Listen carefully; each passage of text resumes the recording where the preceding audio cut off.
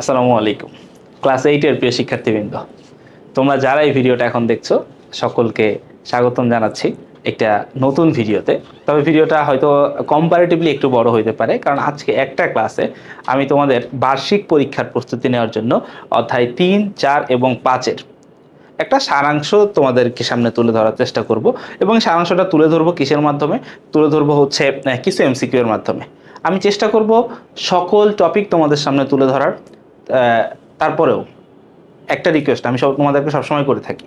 এর আগে যে একটা ক্লাস তোমরা দেখেছো, যে এই একটা ভিডিওতে আমি চ্যাপ্টার 1-2 আছে পড়াইছি। তোমাদের যাদের চ্যাপ্টার 1-2 আছে তারা হচ্ছে এই এই এই প্লেলিস্টটা চেক করো, অথবা এটার ডেসক্রিপশনে এই ক্লাসটার লিঙ্ক দেওয়া থাকবে, সেটা একটু দেখে নিও। তবে তোমাদের কাছে যে অনুরোধটা আমি করে থাকি, যে দেখো আইসিটি এর জন্য এসএসসি পর্যন্ত, ইন্টারমিডিয়েটের হিসাবটা আলাদা, এসএসসি পর্যন্ত মূল বইয়ের কোনো বিকল্প নেই। এবং তোমাদের অধ্যায়গুলো ছোট হয়, অল্প একটু পড়লেই হয়ে যাবে। তো তোমাদের কাছে রিকোয়েস্ট, প্লিজ প্লিজ প্লিজ মূল বই পড়ে, মূল বইয়ের কোনো বিকল্প নেই। তাহলে আসো আমরা শুরু করি। চ্যাপ্টার 3 দিয়ে শুরু করবো আর কি। হ্যাঁ, আজকের ক্লাসে 3টা চ্যাপ্টার পড়বো আমরা, চ্যাপ্টার 3, 4 ও 5। আসো দেখো চ্যাপ্টার 3 এর নামটা কি আমাদের একটু খেয়াল করো, দেখো ঠান্ডা মাথায়। চ্যাপ্টার 3 এর নামটা কি? তথ্য ও যোগাযোগ প্রযুক্তির নিরাপদ ও নৈতিক ব্যবহার। নিরাপদ ও নৈতিক ব্যবহার, তার মানে দেখো এখানে দুইটা কথা বলা আছে। একটা হচ্ছে নিরাপদ। নিরাপদ দেখো, তথ্য যোগাযোগ প্রযুক্তি বলতে কি বোঝায়? আইসিটি। আইসিটি, এই আইসিটির ফুল মিনিংই তো তথ্য যোগাযোগ প্রযুক্তি, তাই তো? Information and communication technology. এখন দেখো এই আইসিটির যত ডিভাইসগুলো আছে, দেখো আইসিটির যত ডিভাইস আছে, আইসিটি ডিভাইস বলতে ভাই আমি কাদেরকে বোঝাচ্ছি? আইসিটি ডিভাইস বলতে যেমন ধরো ফোন, ল্যাপটপ, ক্যামেরা, এই যে ঘড়ি, কম্পিউটার, তোমার বাসার লাইট, ফ্যান, এগুলো সবই কিন্তু আইসিটি ডিভাইস। তো আইসিটি ডিভাইসের ভিতরে বেশি আপগ্রেডেড কোনগুলো, মানে যেগুলো ক্ষতি সাধন হয়। দেখো লাইট, ফ্যান তো আর কোনো ক্ষতি করবে না, ক্ষতি সাধন হইতে পারে। যেমন হচ্ছে ধরো ফোনের মাধ্যমে কোনো ক্ষতি হইতে পারে, ল্যাপটপের মাধ্যমে, তাই না? ইন্টারনেট চালানোর ক্ষেত্রে ক্ষতি হইতে পারে। তো ওই জিনিসগুলার কে কীভাবে নিরাপদ থাকা যায়? একটা হচ্ছে নিরাপদ থাকা, মানে নিজেকে সেফ রাখা, যাতে অন্য কেউ আমার ক্ষতি না করতে পারে। তার জন্য আমাকে কি কি পদক্ষেপ নিতে হবে, এই জিনিসগুলো জানা। আরেকটা জিনিস হচ্ছে নৈতিক ব্যবহার। সেটা হচ্ছে আইন মেনে, যে আমি যখন ইন্টারনেট ব্যবহার করতেছি, আমি যখন সোশ্যাল মিডিয়া ব্যবহার করতেছি, তখন জানো নীতির বাইরে কোনো কিছু না চলে যায়, আইনের বাইরে যাতে না চলে যায়। এই জিনিসগুলোকে ঠিক রাখাটাই হচ্ছে এই চ্যাপ্টারে টোটাল আলোচনা করা হয়েছে তোমাদের। তো দেখো এটা আলোচনার ভিতরে কি কি জিনিস আছে এই টোটাল চ্যাপ্টারে। দেখো এই চ্যাপ্টারটাতে কি কি টপিকগুলো তোমাদেরকে পড়াইছে সেটা একটু যদি আমি তোমাদের সামনে যদি একটু তুলে ধরি। যেমন ধরো এই চ্যাপ্টারে তোমাদেরকে ফার্স্টে পড়ানো হয়েছে ম্যালওয়্যার সম্পর্কে। ম্যালওয়্যার কি? তারপরে দেখো তোমাদেরকে পড়ানো হয়েছে এখানে ভাইরাস কি। হ্যাঁ, মূলত হচ্ছে ক্ষতিকর দিক ভিতরতে এই দুইটা। তারপরে তোমাদেরকে দেখাইছে যে হ্যাকিং কিভাবে হইতে পারে, মানে হ্যাক হইতে পারে। হ্যাঁ, হ্যাক হইতে পারে। তো হ্যাক ঠেকাইতে গেলে কি করতে হবে? শক্ত পাসওয়ার্ড লাগবে, সেই পাসওয়ার্ডটা তোমাদেরকে পড়াইছে এখানে, তাই না? পাসওয়ার্ডটা পড়ানোর পরে এরপরে তোমাদেরকে কি দেখাইছে? আইসিটি আইন, তথ্য অধিকারের যে আইনটা আছে, আইসিটি আইন, এই তথ্য অধিকারের আইনটা তোমাদেরকে পড়াইছে, যে এই আইনটা কি আইন মেনে চলতে হবে।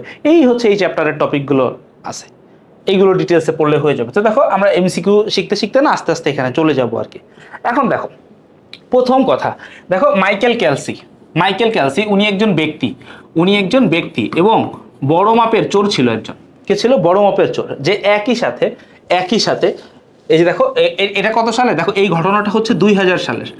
এটা কত সালের ঘটনা? এটা হচ্ছে 2000 সালের ঘটনা। 2000 সালের ঘটনা।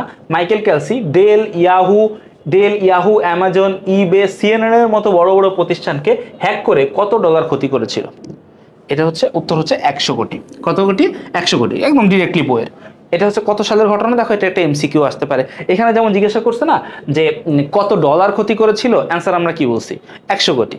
তো কোশ্চেনটা ঘুরায় বলতে পারে যে এখানে দেখো কত ডলারের জায়গায়, এই দেখো এই যে ডলারের জায়গায় শুধু যদি বলতো কত সালে ক্ষতি করেছিল, তখনই কিন্তু উত্তর কোনটা আসতো? এই যে 2000 সালে।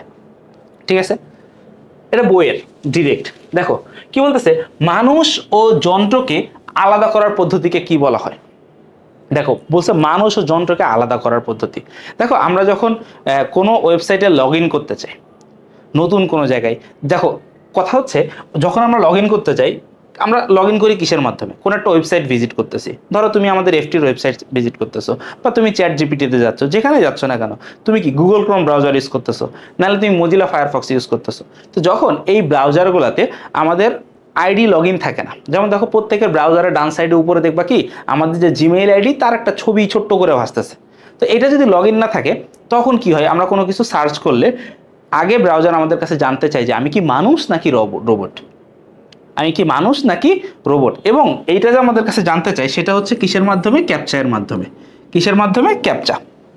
ঠিক আছে, এই যে ক্যাপচা, ইংলিশে বানানটা এমন আসে ক্যাপচা। কিসের মাধ্যমে? ক্যাপচার মাধ্যমে। যে আমি কি মানুষ নাকি রোবট, এটা কি বলে, ধরো ও 10টা ছবি দিল, 10টা ছবি দিয়ে আমাদেরকে বলে যে এখান থেকে এমন 4টা ছবি সিলেক্ট করো যেই 4টা ছবির ভিতরে সাইকেল আছে, বা সংখ্যা নির্দেশ করে দেয় না, বলে যে এখান থেকে সাইকেলওয়ালা ছবিগুলো সিলেক্ট করো। তো দেখো রোবট তো আর এগুলো বুঝবে না, আমি মানুষ আমি বুঝি। ঠিক আছে, তো এইভাবে সিলেক্ট করে। আর এখানে আরেকটা জিনিস খেয়াল করো, দেখো কথা বলছে যে মানুষ ও যন্ত্রকে আলাদা করে। দেখো রোবট, দেখো রোবট কি একটা মেশিন, রোবট কি একটা মেশিন, যন্ত্র। দেখো কম্পিউটার কি একটা মেশিন। তারপরে দেখো স্ক্যানারও কি একটা মেশিন। তাহলে দেখো ওরা সবাই মেশিন। মেশিন কিভাবে মেশিন আর মানুষের ভিতর আলাদা করবে, তাই না? তাহলে এই তিনটা এমনিতেই হবে না, এটা হবে।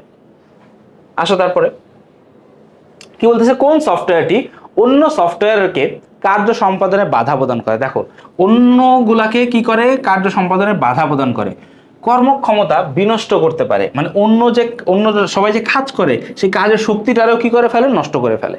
আবার কি বলতেছে, এবং রক্ষিত তথ্য চুরি করতে পারে। দেখো কথা হচ্ছে কম্পিউটারের কিছু কিছু দোষ, হ্যাঁ, যেমন কম্পিউটার অটোমেটিক্যালি রিস্টার্ট হয়ে যাওয়া, অটোমেটিক্যালি বন্ধ হয়ে যাওয়া, কম্পিউটার স্লো হয়ে যাওয়া, কর্মক্ষমতা নষ্ট করে ফেলা, একটা সফটওয়্যার কাজ করতে পারে না, স্লো হয়ে যায় এডিটিং করতে গেলে, এগুলো সব হয় হচ্ছে ম্যালওয়্যারের মাধ্যমে। কিসের মাধ্যমে? ম্যালওয়্যার। ম্যালওয়্যার কাকে বলে? ম্যালওয়্যার কাকে বলে? ক্ষতিকর সফটওয়্যারকে ম্যালওয়্যার বলে। দেখো তোমাদেরকে একটা জিনিস আমি একটু দেখাই। দেখো এখানে এই যে তোমাদের বই আছে, বিশ্বাস করো এই যে এখনো পর্যন্ত আমি যা পড়াইছি না, বইয়ের বাইরে কিছু নাই। তোমাদের এখনো পর্যন্ত এখানে আমি যা কিছু পড়াইছি, বিশ্বাস করো তোমাদের বইয়ের বাইরে না কোনো কিছু নাই এখনো পর্যন্ত। দেখো আমি যে কটা এমসিকিউ তোমাদের পড়াইছি এগুলো সবই বইয়ে আছে। এই যে দেখো তোমাদের বই স্পষ্ট করে লেখা আছে, এই জন্য আমি বলতেছি বই। দেখো এই যে দেখো মানুষ এবং যন্ত্রকে আলাদা করার এই পদ্ধতিকে কি বলা হয়? ক্যাপচা। ঠিক আছে, আবার দেখো ক্যাপচা, তার আগে জানি কি পড়াইলাম, এই যে দেখো এই যে একজন হ্যাকার কি বলছে, দেখো এই যে একজন হ্যাকার 2000 সালে, কত সালে, এই যে একজন হ্যাকার 2000 সালে ডেল, ইয়াহু, অ্যামাজন, ইবে এগুলো বড় বড় প্রতিষ্ঠানের ওয়েবসাইট হ্যাক করে প্রায় 100 কোটি ডলারের খুব বেশি ক্ষতি করেছিল। দেখো সবই তোমাদের বইয়ের মধ্যে আছে। দেখো আবার হচ্ছে এর আগে যেটা পড়াইছি সেটাও পাবা, বা সামনে যেগুলো আসবে না দেখবো এগুলো সবই পাবা। তো বইয়ের এটা একটু পড়ো ভাই, বইয়ের এইগুলো পড়লে না দেখবো তুমি কোনো জায়গায় আটকাইতেছো না। ঠিক আছে, এটা হচ্ছে তোমাদের কাছে আমার রিকোয়েস্ট থাকবে। এরপরে খেয়াল করো ম্যালওয়্যারের পরে দেখো ট্রোজান হর্স কি। ট্রোজান হর্স কি? এটাও একটা ম্যালওয়্যার। ট্রোজান হর্স কি? এটাও একটা ম্যালওয়্যার।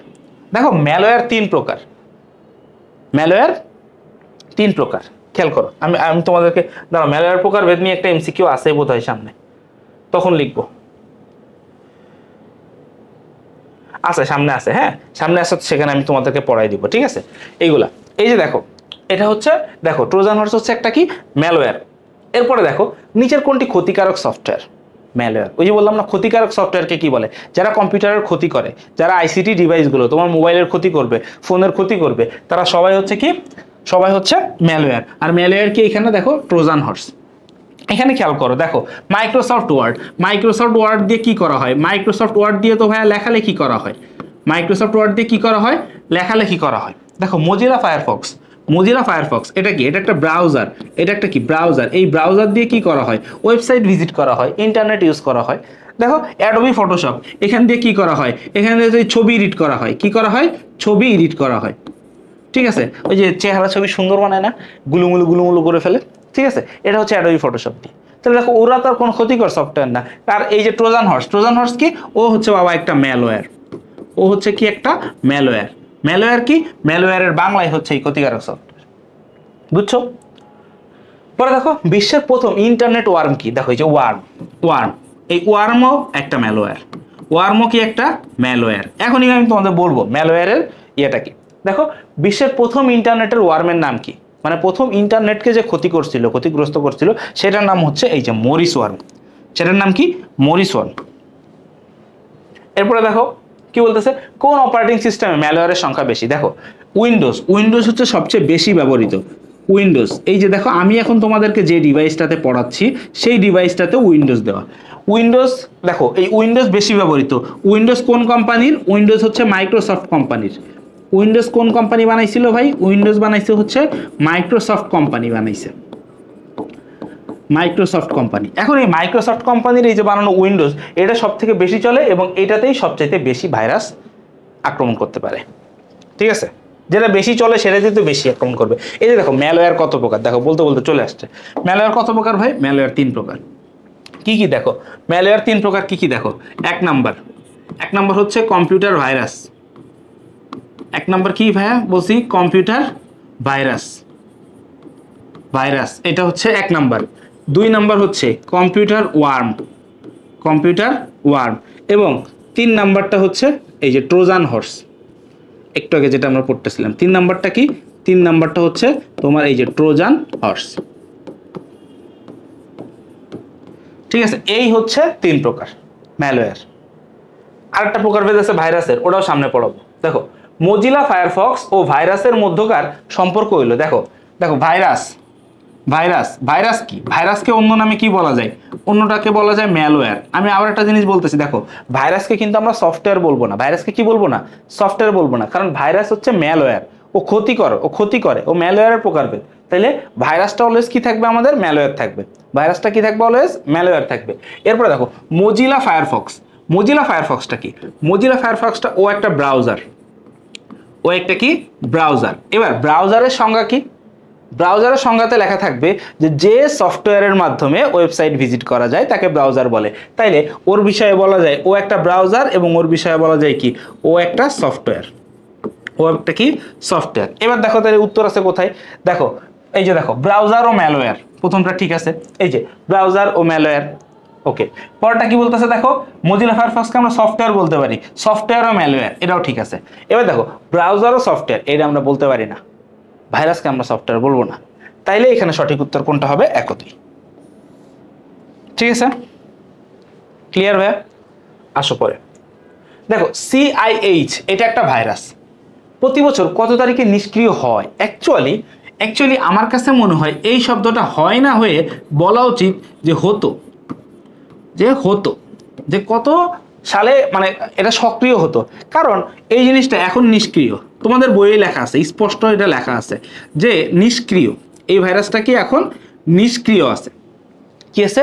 নিষ্ক্রিয় আছে। কিন্তু আগে প্রত্যেক বছর 26শে এপ্রিল ও কোত্থেকে জানি জেগে উঠতো। প্রত্যেক বছর কি করতো? প্রত্যেক বছর 26শে এপ্রিল ও জানি কোথা থেকে জেগে উঠতো। এটা হচ্ছে আগে হইতো, এখন আর হয় না। ঠিক আছে, এখন নিষ্ক্রিয় অবস্থায় আছে। এটা সক্রিয় হইতো আগে, এটা এই জন্য বলছি না, হওয়া উচিত ছিল, কারণ এখন আর হয় না 26শে এপ্রিল আসলে। দেখো কম্পিউটার বিজ্ঞানী আবার দেখো এই CIH ভাইরাসটা কি করতো জানো? এই যে দেখো ধরো CIH যে ভাইরাসটা, এটা যখন সক্রিয় হইতো তখন ও আইসা কি করতো জানো? ও যখন সক্রিয় হইতো তখন ও কি করতো? ও হচ্ছে এই যে হার্ড ডিস্ক আছে না, মেমোরি, হার্ড ডিস্ক মানে হচ্ছে কম্পিউটার। হার্ড ডিস্কে কি? এটা কি? Memory card. তোমরা যারা হার্ড ডিস্ক চিনো না কম্পিউটার, তার মেমোরি তো সবাই চিনবা, মেমোরি কার্ড, যার ভিতরে যে গান ঢোকাইতে হয়। তো দেখো CIH-টা কি করে? ওই মেমোরিটাকে কি করতো? এই হার্ড ডিস্ক বা মেমোরিকে খালি করে ফেলতো। আইসা এটাকে কি করতে বলতো? খালি করে ফেলতো। ঠিক আছে, যেটাকে বলা হয় কি? ফরম্যাট। ঠিক আছে, খালি করে ফেলতো না, এই যে খালি করে না, এটাকে কি বলা হয়তো? ফরম্যাট দেওয়া। ঠিক আছে, ও আইসা যত ডেটা যা ছিল সব খালি করে ফেলতো। ওর কাজই ছিল এটা CIH এর, এবং এটা হয়তো কবে? 26শে এপ্রিলে।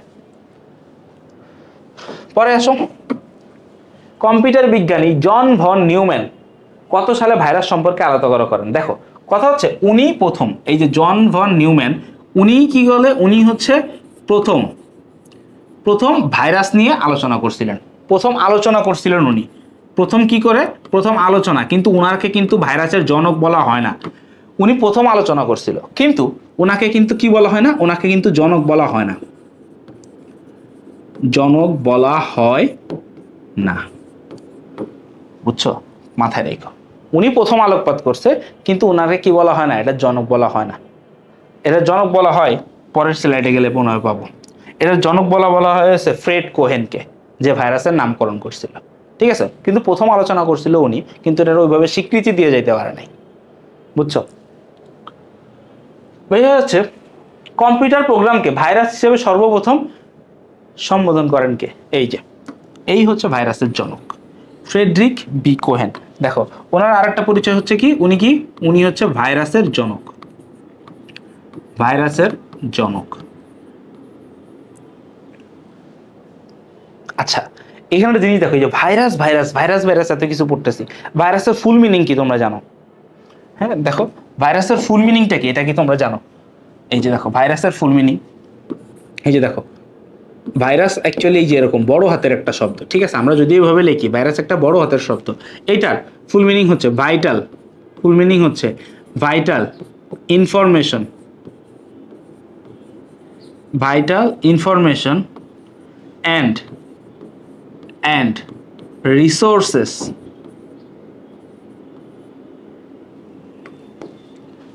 sorry বেটা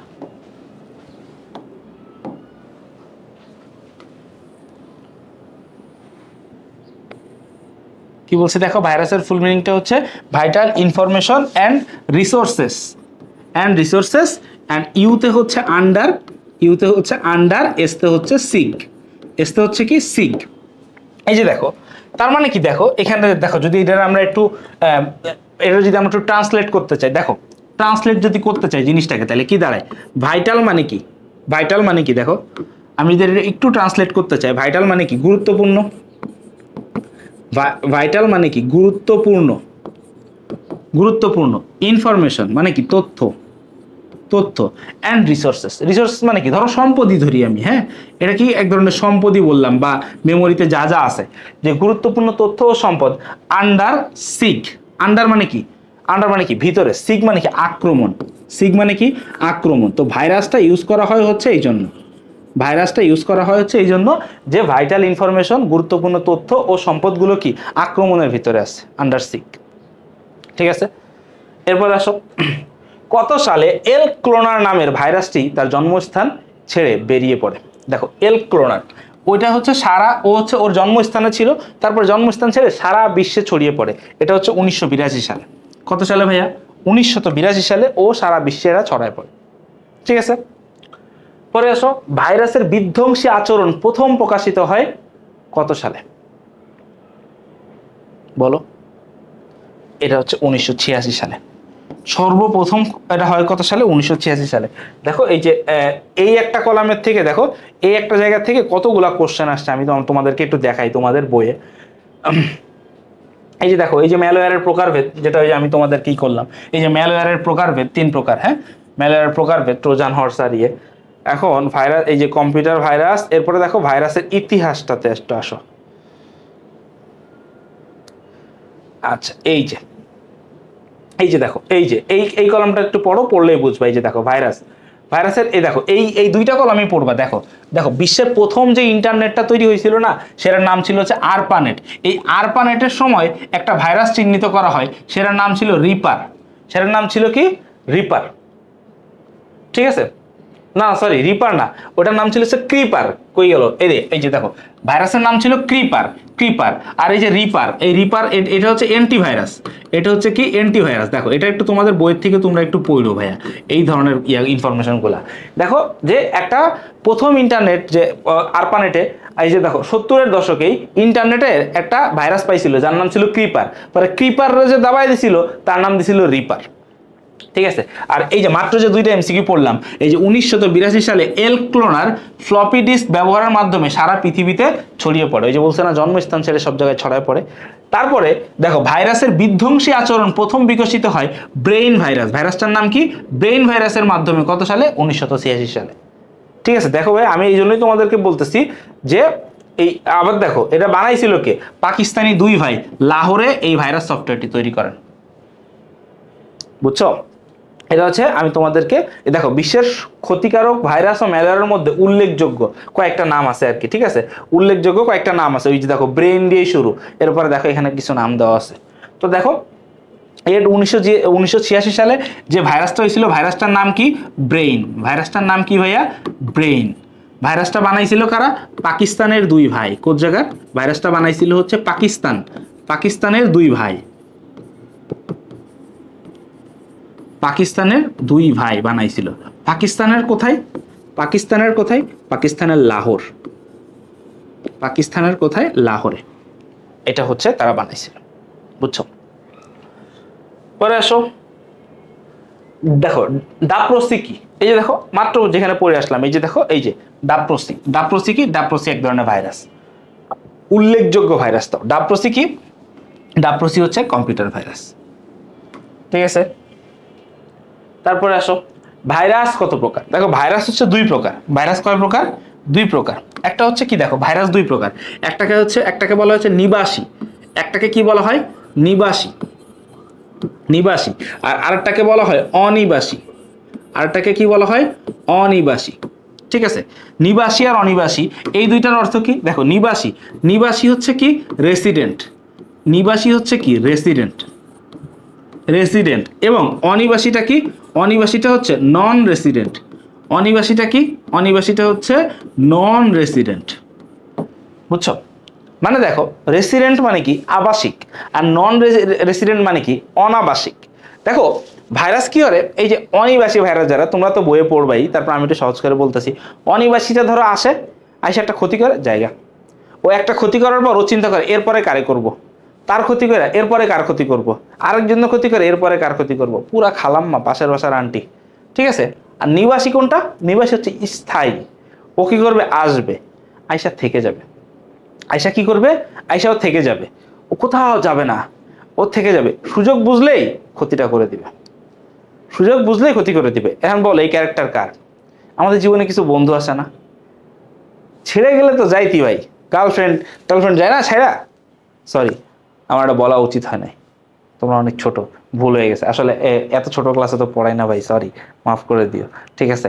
দেখা গেলো যে এই বড় ভাইদের সাথে আসলে ধরো কি, যখন বয়স বাড়ে না আস্তে আস্তে, আসলে যেগুলো দুনিয়াতে চলতেছে, এমন না যে আমি না বললে তুমি শিখবা না বা তুমি এটা দেখবা না, কিন্তু বিষয় হচ্ছে কি আমরা ক্লাসে এগুলো আলাপ করি কারণ ওদের পজিটিভের জন্য, কারণ ওদেরকে এগুলোর ক্ষতিকর দিকগুলো বলি, যে এই ক্ষতিকর দিক বলতে গেলে আগে তো তোমাকে জিনিসটা বুঝাইতে হবে, তাই না? যেমন ভাইরাস, ও যেটা ক্ষতিকর জিনিস, আগে তো তোমার বুঝাইতে হবে আমার ভাইরাস জিনিসটা কি, তারপর না আমি ক্ষতিকরটা বলবো। তো ওই টানে চলে আসছে, সরি। হ্যাঁ, বা অভিভাবক মণ্ডলী বা টিচার যারা দেখবেন, আমি সরি বলতেছি কিন্তু, হ্যাঁ ওকে।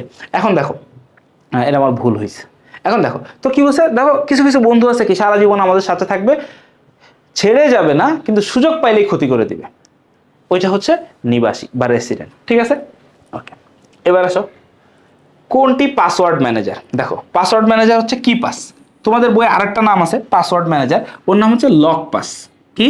Lock pass. ও হচ্ছে কি, ধরো এই পাসওয়ার্ড ম্যানেজারের কাজ কি আসলে? ধরো পাসওয়ার্ড ম্যানেজারের কাজ কি? এই যে পাসওয়ার্ড ম্যানেজার ওর কাজ কি?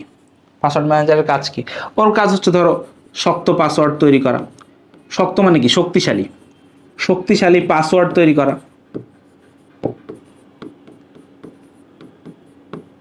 শক্তিশালী পাসওয়ার্ড তৈরি করা, এটা হচ্ছে একটা জিনিস, ঠিক আছে। তারপর ওটাকে প্রোটেক্ট করা, এই কাজ, এইটাই হচ্ছে মেইন কাজ আর কি, ঠিক আছে। কি পাস, আর একটা জিনিস হচ্ছে কি, আরেকটা হচ্ছে কি লক পাস। তো দুইটা যে কোনো একটা এমসিকিউতে থাকতে পারে, যেটাই থাকুক না কেন তোমরা দেখা দিও। পরে কি বলতেছে দেখো, তথ্য যোগাযোগ প্রযুক্তি 2006 সংশোধিত 2009, 6-এর পরে 9-এ সংশোধন হয়েছে, অনুসারে হ্যাকিং এর জন্য কত বছর কারাদণ্ডের বিধান রয়েছে? 3 থেকে 7 বছর। যেই কাজ করলে ভাই তোরা 3 থেকে 7 বছর জেলে বাড়াই দেবো, একদম মারবো, এখানে লাশ পড়বে শ্মশানে। তারপর কি হচ্ছে দেখো, পাসওয়ার্ডের নিরাপত্তার জন্য কি প্রয়োজন? দেখো পাসওয়ার্ডের নিরাপত্তার জন্য পাসওয়ার্ডটা মিক্স হইতে হবে। বলা আছে পাসওয়ার্ডের ভিতরে কি থাকতে হবে? পাসওয়ার্ডের ভিতরে অ্যালফাবেট থাকতে হবে। কথা হচ্ছে কি, অ্যালফাবেট থাকতে হবে, নাম্বার থাকতে হবে। কি থাকতে হবে? অ্যালফাবেট থাকতে হবে, নাম্বার থাকতে হবে। দেখো অ্যালফাবেট থাকতে হবে, নাম্বার থাকতে হবে, তারপর হচ্ছে কি স্পেশাল ক্যারেক্টার থাকতে হবে, স্পেশাল ক্যারেক্টার থাকতে হবে। এই হচ্ছে পাসওয়ার্ড তৈরি, তাইলে তোমার পাসওয়ার্ড শক্তিশালী হবে। যেমন ধরো পাসওয়ার্ড কেমনে শক্তিশালী করবে তুমি? ধরো অ্যালফাবেটের ভিতরে আবার দুইটা আছে, আবার দুইটা কথা আছে যে এখানে ক্যাপিটাল স্মল লেটার মিলায় থাকতে হবে, ক্যাপিটাল স্মল মিলায় থাকতে হবে। হ্যাঁ, তারপরে ধরো এই যে নাম্বার, ঠিক আছে, নাম্বার তো কি 0 থেকে 9 এর পর্যন্ত ভিতরে এই 10টা। স্পেশাল ক্যারেক্টার কোনগুলোকে বলা হয়, দেখো এই যে @ তারপরে ডলার, তারপরে কি যে হ্যাশট্যাগ, তারপর হচ্ছে যে আন্ডারস্কোর, এইগুলোকে বলা হয় হচ্ছে স্পেশাল ক্যারেক্টার। যেমন ধরো কেউ একজন খুব সুন্দর মতো করে ধরো আমরা এমন পাসওয়ার্ড রাখি না যে আমার নাম সানি, আমার জন্মসাল কত 1998, তাইলে আমি পাসওয়ার্ড কি দিব সানি 1998। দেখো সুন্দর মতো করে আমি দিয়ে ফেললাম কি, আমি পাসওয়ার্ড দিয়ে দিলাম সানি 1998, মনে রাখতে সহজ আমার জন্য। এখন আমার জন্য মনে রাখতে সহজ, আবার যে হ্যাকার যে আমার আইডি হ্যাক করবে সেটা দেখে অনুমান করে ফেলতেছে যে তাহলে এটা দিয়ে দেই, ঠিক না? কিন্তু এরকম করা যাবে না। দেখো পাসওয়ার্ড হইতে হবে যে এরকম, দেখো কথা আছে, দেখো আমি অ্যালফাবেট ইউজ করছি, নাম্বার ইউজ করছি, স্পেশাল ক্যারেক্টার করি নাই। আবার দেখো সব স্মল লেটার লিখছি। তো দেখো আমি যদি এমনি ঘুরায় ফেরায় লিখতাম, দেখো যে এস ছোট হাতের, এ বড় হাতের, এন ছোট হাতের, ওয়াই বড় হাতের, এরপরে ধরো এই জায়গায় লিখতাম @ হ্যাশ আন্ডারস্কোর দিয়ে যদি লিখলাম 1900, এর মাঝখানে ধরো দিছি একটা হ্যাশ $98। হ্যাকারের বাপের সাধ্য আছে এবারে ডারে ধরো নাই কিন্তু, ঠিক আছে? তো এইটা হচ্ছে শক্তিশালী পাসওয়ার্ডের। তাহলে দেখো শক্তিশালী পাসওয়ার্ড করতে আমার বর্ণ সংখ্যা লাগবে, আমাকে বিশেষ ক্যারেক্টার লাগবে, তারপরে স্মল লেটার ক্যাপিটাল লেটার এটাও লাগবে। তাহলে আমাদের কটা লাগবে? 3টাই লাগবে। বুঝছো? আসো পরে দেখো এখানে একটা ঘটনা দিছে, উদ্দীপকের একটা ঘটনা, যে রাত বাসে করে ঢাকা থেকে খুলনা যাওয়ার পথে ফরিদপুরের ভাঙা বাজারের কাছে এলে বাস রাস্তার কাঁধে পড়ে গেল। অ্যাক্সিডেন্ট হয়ে গেল। এত বাসের বেশিরভাগ যাত্রী এতে বাসের বেশিরভাগ যাত্রী মারাত্মক আহত হলো। তিনি তার ফেসবুক প্রোফাইলে বিষয়টি জানিয়ে দিলেন, ফেসবুক প্রোফাইলে বিষয়টা জানিয়ে দিলেন। অনেক কোথায় জানাইছে? ফেসবুক প্রোফাইলে। কোথায় জানাইছে? ফেসবুক প্রোফাইলে জানিয়ে দিল। অনেকে খবরটি জানতে পেরে সঙ্গে সঙ্গে উদ্ধারের জন্য এগিয়ে এলো। এখন রাদের ব্যবহৃত মাধ্যমটি কি? দেখো এই যে ফেসবুক না, এটাকে বলা হয় হচ্ছে সোশ্যাল মিডিয়া। কি বলা হয় ভাইয়া? Social media. সোশ্যাল মিডিয়া, ঠিক আছে। সোশ্যাল মিডিয়ার বাংলা কি? সামাজিক যোগাযোগ মাধ্যম। সোশ্যাল মিডিয়ার বাংলা কি? সামাজিক যোগাযোগ মাধ্যম। সামাজিক যোগাযোগ মাধ্যম, ঠিক আছে। সোশ্যাল মিডিয়া, এর সোশ্যাল মিডিয়া আর ফেসবুক ছাড়া কি আছে? ফেসবুক ছাড়া আরো আছে টুইটার, আরো আছে কি? টুইটার, তারপরে ধরো আছে ইনস্টাগ্রাম। এগুলোকে মূলত উল্লেখযোগ্য বলা হয়। দেখো হোয়াটসঅ্যাপ, তারপরে মেসেঞ্জার, এগুলো কিন্তু সোশ্যাল মিডিয়া না, ওগুলো একদম ডিরেক্টলি হচ্ছে মেসেজিং করার জন্য, ঠিক আছে, ঠিক আছে, চ্যাটিং সফটওয়্যার। এগুলা এই চ্যাটিং সফটওয়্যার বলে জানি না, তবে সোশ্যাল মিডিয়া না, সোশ্যাল মিডিয়া হচ্ছে এইগুলো আর কি, ঠিক আছে। তাহলে দেখো এটা কি হবে? সামাজিক যোগাযোগ মাধ্যম। সে যে ফেসবুক ইউজ করছিল, সঠিক উত্তর কি হবে? সামাজিক যোগাযোগ মাধ্যম। তারপরে দেখো ওয়েবসাইট ব্যবহারের জন্য কি প্রয়োজন? আইসিডি যন্ত্র প্রয়োজন। আইসিডি যন্ত্র বলতে কি তোমার কোনো না কোনোটা মোবাইল লাগবে, অথবা ল্যাপটপ লাগবে, অথবা আইপ্যাড লাগবে, অথবা ট্যাব লাগবে, অথবা কম্পিউটার লাগবে। আরেকটা কি বলছে দেখো, এটিএম কার্ড। এটিএম কার্ড লাগে কিসের জন্য? এটিএম কার্ড লাগে টাকা পয়সা লেনদেনের কারণে। কিসের টাকা পয়সা? এটা লাগে হচ্ছে টাকা পয়সার কাপচাপ, টাকা পয়সা লেনদেন করার জন্য। সার্চ ইঞ্জিন এটা দরকার, কারণ যে ওয়েবসাইটে আমি যাব ওয়েবসাইট তো সার্চ করতে হবে। তাহলে সঠিক উত্তর কি হবে? 1 ও 3। 1 ও 3। তারপর কি বলতেছে দেখো, সাইবার অপরাধের বড় অংশ হচ্ছে। সাইবার অপরাধের বড় অংশটা কি? সাইবার অপরাধে তোমাদের বইয়ের ভাষ্য মতে সবচেয়ে বেশি হচ্ছে প্রতারণা। প্রতারণা কি? টাকা মেরে দেওয়া। ব্যাংক অ্যাকাউন্টের নিয়ে টাকা মেরে দিছে। বাংলাদেশে হয়েছিল 2016 সালে, কত বিলিয়ন টাকা জানি এরা বাংলাদেশ ব্যাংকের থেকে খাইয়া দিছে, টেরই পাই নেই, হ্যাক করে, ঠিক আছে। এরপরে দেখো স্প্যাম। স্প্যাম শব্দটি সাথে সম্পর্কিত কোনটি? ইমেইল। ইমেইলে কিছু কিছু মেইল আসলে স্প্যামে চলে যায়, যেগুলা ও মনে করে যে এটা অহেতুক, প্রয়োজনীয় না বা ডিস্টার্বিং, সেগুলার কি করে? ও সাইডে চাপায় দেয়। এবার দেখো 2013 সাল পর্যন্ত বিশ্বের কতটি দেশে জাতীয় তথ্য আইনি অধিকার হিসেবে স্বীকৃতি দেওয়া হয়েছে? 93টি ভাই। কতটি? 93টি, 93টি। এবার হচ্ছে তথ্য কমিশনের ওয়েবসাইটের ঠিকানা কোনটি? এই যে infocom.gov.bd। কোনটা? infocom.gov.bd। দেখো এইখানে একটা জিনিস একটু আমি তোমাদেরকে বলার আছে। তোমাদের এই চ্যাপ্টারটাতে না, দেখো এই চ্যাপ্টারটাতে আমি তোমাদেরকে একটু নিয়ে যাই। এই যে লাস্টের দিকে দেখো, এই যে সাইবার অপরাধের থেকে শুরু করে, বাবা আস্তে দেখো এই যে সাইবার অপরাধের থেকে শুরু করে এই যে দেখো 2012 সালের সেপ্টেম্বর মাসের 30 তারিখে কোথায় কি একটা ঘটনা ঘটছিল। তারপর 2013 সালের 15 তারিখে মার্কিন যুক্তরাষ্ট্রের বস্টন শহরে কি হয়েছিল, সেখানে কয়জন মানুষ মারা গিয়েছিল। 2011 সালের জুন মাসের 9 তারিখে নিউ ইয়র্ক টাইমসের একটি সংবাদ প্রকাশিত হয়েছিল, যেখানে বলা হয়েছিল সিটি ব্যাংকের লক্ষ লক্ষ গ্রাহকের ক্রেডিট কার্ড নম্বর এবং তার গোপন তথ্য প্রকাশিত হয়ে গেছে, যে কারণে অসংখ্য মানুষের টাকা পয়সার নিরাপত্তা হুমকির মুখে। তারপর দেখো এই যে ঘটনাগুলো, ঠিক আছে, এইগুলো একটু পড়ো, বা এই ঘটনার সাথে রিলেটেড যে সালগুলো আছে দেখো, এই যে দেখো এইখানে আছে, ঠিক আছে, এই যে দেখো তোমাদেরকে এখানে কিছু সংখ্যাসূচক কিছু কথা আছে, সরি দেখো এখানে না সংখ্যাসূচক কিছু কথা আছে। এই যে দেখো যে 1 বিলিয়ন মার্কিন ডলার অবৈধভাবে স্থানান্তরের জন্য 35টি প্রতারণামূলক নির্দেশনা প্রেরণ করা হয়েছিল। ঠিক আছে, যে বাংলাদেশে কি কি হয়েছিল এই ঘটনাগুলোর সাথে না দেখো এই যে অনেকগুলো সংখ্যা রিলেটেড যেগুলো আছে না, এইগুলো তোমরা কিন্তু পড়ো। ঠিক আছে, এগুলো সব তো আমি আনতে পারবো না এমসিকিউতে, জানেন, তাহলে অনেক হয়ে যাবে। তো তোমরা এগুলো একটু পড়ো, যাতে তোমাদেরকে যে কোনো একটা আসলেই তুমি এটা অ্যান্সার করতে পারো। ঠিক আছে, তারপরে আসো দেখো এই হচ্ছে 25টা এমসিকিউ গেল। এবার দেখো এখানে কিছু কি আছে, সিকিউ আছে। দেখো এখানে না কিছু সিকিউ আছে, এই দেখো এই সিকিউ, সিকিউ বলতে শর্ট কোশ্চেন। ঠিক আছে, যে ক্যাপচা কেন ব্যবহার করা হয় আমি সুন্দর মতো লিখে দিছি, এবং এগুলো তোমাদের বইয়েরই ভাষা। তো এই শর্ট কোশ্চেনগুলো আমি ডিটেলসে পড়াচ্ছি না, এই স্লাইডটা তোমাদের এই ভিডিওর ডেসক্রিপশনে দেওয়া আছে, একটু ওইখান থেকে ডাউনলোড করে নিয়ে এগুলো তোমরা পড়ে নিও। ঠিক আছে, যে ক্যাপচা কেন ব্যবহার করা হয়। তারপরে দেখো, তারপরে কি আছে, এই যে দেখো ম্যালওয়্যার কি, উদাহরণ দাও। এই যে এগুলো তো আমরা অলরেডি এমসিকিউর ভিতরে সব পড়ে ফেলছি, যে ম্যালওয়্যার কি, কি কাজ করে। তারপরে দেখো এই যে কম্পিউটার ভাইরাসের ইতিহাস কিভাবে শুরু হয়। ঠিক আছে, এই যে ইতিহাসটা সর্বপ্রথম এই যে নাম দেন জন ভন নিউম্যান। তারপরে 1982 সালে এল ক্লোনার ভাইরাস আসে। 1986 সালে কিভাবে এটা ক্ষতিকর ছড়ায় পড়ে, এটার জনককে, এইগুলো একটু সুন্দর মতো করে করে দিও। তারপরে দেখো এই যে প্রশ্ন নম্বর 4 কি, অনলাইনে নিরাপত্তা নিশ্চিত করতে ব্যবহারকারী কি কি সতর্কতা পালন করা উচিত। এতে শক্তিশালী পাসওয়ার্ড, ওয়েবসাইটের জন্য আলাদা পাসওয়ার্ড, সন্দেহজনক লিঙ্কে ক্লিক না করা, অজানা সফটওয়্যার ডাউনলোড না করা। তারপর সাইবার ক্যাফে বা পাবলিক জায়গায় কোনো তোমার আইডি লগ ইন করলে বেরোয় আসার সময় মনে করে আইডিটাকে লগ আউট করে আসা। হ্যাঁ, এগুলো একটু পড়ো। এই যে দেখো বাংলাদেশ ব্যাংক সাইবার হাইস্ট কি হয়েছিল, পড়বা যে বাংলাদেশ ব্যাংকে কি হয়েছিল আসলে। এবার দেখো অধ্যায় 4 স্প্রেডশিটের ব্যবহার। স্প্রেডশিটের ব্যবহার বলতে এখানে তোমাদেরকে এই চ্যাপ্টারটাতে কি শেখানো হয়েছে, মাইক্রোসফট এক্সেল।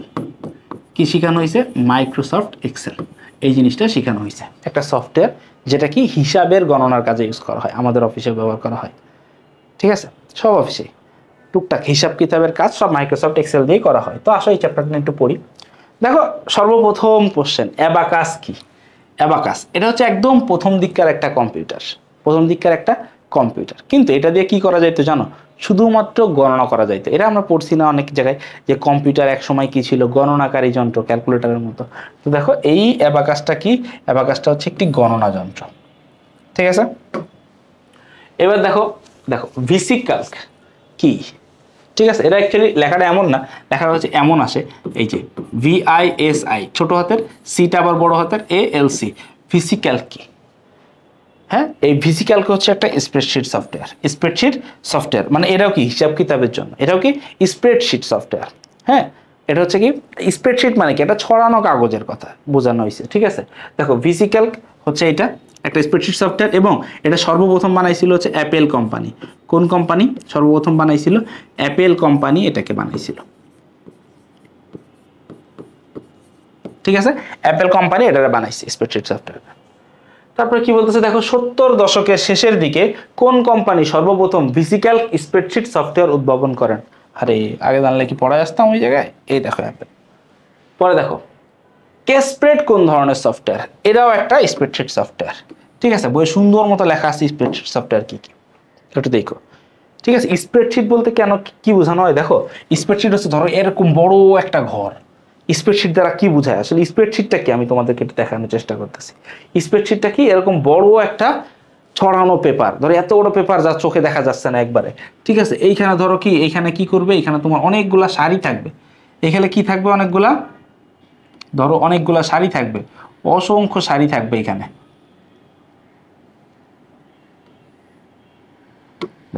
মারবো এখানে, লাশ পড়বে শ্মশানে।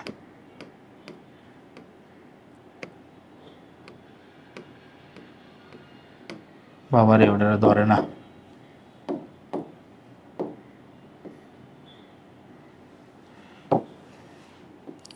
ঠিক আছে, ধরো এই অনেকগুলা কি থাকবে, সারি থাকবে। এই যে অনেকগুলা কি থাকলো, সারি থাকলো। এরপরে কি হবে দেখো, এই অনেকগুলা সারির পরে ধরো এখানে কি থাকবে, অনেকগুলা কলাম থাকবে। অনেকগুলা কি থাকবে, কলাম। এই সারির পরে ধরো কি থাকবে, কলাম থাকবে, অনেকগুলা কলাম থাকবে। এই যে দেখো এইরকম সারি আর কলাম মিলায়ে এই যে অনেকগুলা জিনিস যেখানে আছে, এটাকে বলা হয় হচ্ছে স্প্রেডশিট। এটাকে কি বলা হয়, স্প্রেডশিট বলা হয়। এইগুলাকে কি বলা হয়, স্প্রেডশিট। এই পুরাটারে বলা হয় স্প্রেডশিট। এখন যেহেতু এটার একটা ছক এঁকেই ফেলাইছি, এখান থেকে কিছু জিনিস একটু শিখায় যায় তোমাদেরকে। হ্যাঁ দেখো, স্প্রেডশিটের এই যে লম্বা লম্বি, দেখো একটু মাথায় রাখি, স্প্রেডশিটের লম্বা লম্বি এই যে উপর থেকে নিচে, কি বলছি দেখো, এই যে উপর থেকে নিচে, উপর থেকে নিচে নামে না, এই জিনিসটাকে বলা হয় হচ্ছে কলাম। কি বলা হয়, কলাম বলা হয়। ঠিক আছে, এই যে ইংলিশেও কি কলাম বলা হয়, কলাম। ঠিক আছে, আর দেখো এই যে বাম থেকে ডানে যেটা যায়, কি হয় দেখো, এই যে বাম থেকে ডানে মানে যেটাকে আনুভূমিক সারি বরাবর যেটা হয়, সেটাকে বলা হয় হচ্ছে সারি। কি বলা হয়, সারি, বা ইংলিশে এটাকে বলা হয় হচ্ছে রো। ইংলিশে কি বলা হয়, রো বলা হয়। ঠিক আছে, এবার দেখো, তাইলে দেখো এই যে লম্বালম্বি যেগুলো আছে এগুলাকে সবগুলাকে কি বলা হয়, কলাম। আর এই যে আড়াআড়ি যেগুলো আছে এগুলাকে কি বলা হয়, সারি। তো দেখো স্প্রেডশিটে না, স্প্রেডশিটের এই কলামগুলোকে হচ্ছে, এই কলামগুলোকে প্রকাশ করা হয় হচ্ছে এ থেকে জেড পর্যন্ত এই অ্যালফাবেট দিয়ে। কি দিয়ে, অ্যালফাবেট দিয়ে। আর এই যে সারিগুলো না, সারিগুলোরে হচ্ছে নাম্বার দিয়ে প্রকাশ করা হয়। কি দিয়ে প্রকাশ করা হয়, নাম্বার দিয়ে প্রকাশ করা হয়। তার মানে দেখো এই যে দেখো, এই যে সারি, সারিগুলোর নাম্বার কি, প্রথম সারি এটার নাম্বার 1 2 3 4 5 6 7 8 9, এই হচ্ছে বিভিন্ন সারি। এইগুলো কি বিভিন্ন, তাহলে দেখো এখানে 9টা সারি। এবার দেখো এখানে কলামগুলার কি বলা হয়, কলামগুলার এইভাবে লেখা হয়। এই যে এইটা হচ্ছে A column, B column, C column, D column, E column, F column, G column. বুঝাতে পারছি? এবার একটা জিনিস দেখো, এই টেবিলে অসংখ্য, দেখো এই যে দেখো সারি আর কলাম মিলে এই যে অনেকগুলো ঘর তৈরি হয়েছে না, প্রত্যেকটা ঘরকে কি বলা হয় জানো, সেল। প্রত্যেকটা ঘরকে কি বলা হয়, সেল। এই যে CELL, বাংলায় বলা হয় দন্তেশ একার ল। এই যে প্রত্যেকটা ঘর, এই প্রত্যেকটা ঘর এক একটা কি, সেল। প্রত্যেকটা ঘর এক একটা কি, সেল। এখন দেখো এই সেলগুলোর না এক একটা নাম আছে। সেলগুলোর কি আছে ভাই, সেলগুলোর এক একটা নাম আছে। নাম যেমন ধরো ধরো ধরো আমি এই ঘরটার কথা বললাম, যে এই ঘরটার নাম কি, দেখো নামটা কিভাবে লেখা হয়, দেখো ঘরটার নাম লিখতেছি, দেখো কোন কলামে আছে, সি কলামে, তাহলে লিখলাম সি। কোন সারিতে আছে, 4 নাম্বার, তাহলে এই সেলটার নাম হচ্ছে C4। বুঝছো? দেখো ধরো এই একটা কলাম, কি কলাম, ই কলাম। দেখো ধরো এই ঘরটা, কোন ঘরটা, এই ঘরটার নাম কি আমাদেরকে জিজ্ঞাসা করলো, তাহলে ই কলাম না, কোন কলাম, ই কলাম, তাহলে সর্বপ্রথম নামে হবে ই। এরপরে দেখতে হবে কোন সারি, 7 সারি, তাহলে এই ঘরটা হবে হচ্ছে এইটা E7। বুঝছো? আবার দেখো ধরো জিনিসটা এমন আসতেছে, ধরো এইখানে আসলো এই ঘরটা, তো দেখো ডি কলাম, তাহলে এটা কি হবে, ডি। কোন সারি, 2 নাম্বার সারি, তাহলে এটা হবে D2। তো এইভাবে করে যে কোনো ঘরের নাম তোমরা বলতে পারবে, আগে হবে কলামের নাম, তারপরে সারির নাম্বার, শেষ, সিম্পল। এবার দেখো বর্তমানে সবচেয়ে বহুল ব্যবহৃত স্প্রেডশিট সফটওয়্যার কোনটি? বর্তমানে সবচেয়ে বহুল ব্যবহৃত স্প্রেডশিট সফটওয়্যার হচ্ছে মাইক্রোসফট এক্সেল। দেখো মাইক্রোসফট এক্সেলকে সংক্ষেপে MS এক্সেলও বলা হয়। কি বলা হয়, MS এক্সেলও বলা হয়। তো MS এক্সেল যে বলা হয়, এই MSটাই হচ্ছে মাইক্রোসফট কোম্পানির নাম। দেখো ABC দিয়ে ওয়ার্কশিটের কি নির্দেশ করে, একটু আগে পড়ে আসছি। ABCD দিয়ে ওয়ার্কশিটের কি নির্দেশ করা হয়, এই যে কলাম নির্দেশ করা হয়, কলাম। আর দেখো এই যে দেখো সারি, সারিকে কি দ্বারা প্রকাশ করা হয়, নাম্বার। কি দ্বারা প্রকাশ করা হয়, নাম্বার। দেখো সেল, সেলকে কি দ্বারা প্রকাশ করা হয়, সেলকে এই যে অ্যালফাবেট এন্ড নাম্বার, দুইটা একসাথে মিলে প্রকাশ করা হয় না, অ্যালফাবেট এন্ড নাম্বার। ওই যে একটু আগে দেখা আসলাম না, দেখো একটু আগে দেখলাম অ্যালফাবেট এন্ড নাম্বার। এর এক্সাম্পল কি, যেমন ধরো A9 বা ধরো B5, তাহলে দেখো অ্যালফাবেটও থাকলো, নাম্বারও থাকলো, এটা হচ্ছে সেল। ঠিক আছে, আর ওয়ার্কবুক কি, এই পুরা স্প্রেডশিটে অনেকগুলো ওয়ার্কবুক করা যায়, মানে অনেকগুলো ফাইল, এক একটা ফাইল, স্প্রেডশিটের এক একটা ফাইলকে ওয়ার্কবুকের মতো করে বলা যায়। তাকে স্প্রেডশিট ওয়ার্কশিটের প্রতিটি কলামের শিরোনাম কি দিয়ে চিহ্নিত করা হয়, অ্যালফাবেট, ইংরেজি বর্ণ। ঠিক আছে, ব্যবসা প্রতিষ্ঠানে স্প্রেডশিট ব্যবহার করার কারণ হলো আর্থিক হিসাব সংরক্ষণে, মাসিক হিসাব উপস্থাপনে, পূর্ণাঙ্গ আর্থিক চিত্র তুলে ধরতে, সবকিছুর জন্য। হিসাব কিতাবের যা যা আছে না সব ইনক্লুডেড। পরে কি, টাইটেল বার মাইক্রোসফট এক্সেলের উইন্ডোর কোথায় থাকে? দেখো এটা একদম সবার উপরে থাকে। দেখো যে কোনো জায়গায়, ধরো আমি একটা ধরো একটা ফাইল সেভই করছি এরকম নাম দিয়ে, ধরো অ্যাকাউন্টস ডট এক্সেল, ধরো এরকম একটা নাম দিয়ে আমি ফাইলটাকে সেভ করছি। কেন? কারণ হচ্ছে এই এক্সেল ফাইলকে আমি এই নামে সেভ করছি। তাইলে ওই ফাইলটা যখন আমি ওপেন করব, ধরো আমি এইখানে ধরো ফাইলটা ওপেন করছি, পুরো ওয়ার্কবুকটা এখানে পুরো স্প্রেডশিটটা আমার আছে, তার উপরে এরকম ছোট্ট করে চিকুন করে এখানে ফাইলটার নাম থাকবে, ঠিক আছে? যেটা হচ্ছে এই মাইক্রোসফট এক্সেল, চিকুন করে এটা সুন্দর মতো করে নাম থাকবে। এই জিনিসটাকে আমরা কি বলি? Title bar. এটাকে আমরা কি বলি? Title bar. এবং এটা সবার কোথায় থাকে? একেবারে উপরে থাকে, একেবারে সবার উপরে থাকে হচ্ছে টাইটেল বার, ঠিক আছে? এবার দেখো একেবারে নিচে কি থাকে?